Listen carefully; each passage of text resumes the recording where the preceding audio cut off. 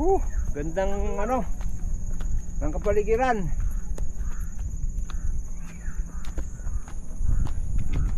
Dito na po kami sa tuktok.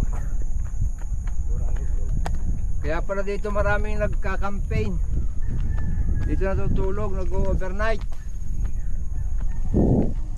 Ay napakaganda ng paligid. Kitang-kita mo ang kabundukan. Taas ang bundok at karagatan.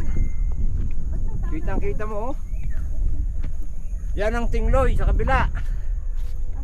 Yan. Yan ang Tingloy oh. Yan.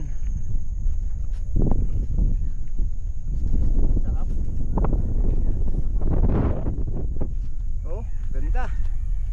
Paligid. Kaganda nating akit na yung malilong. Yan nga.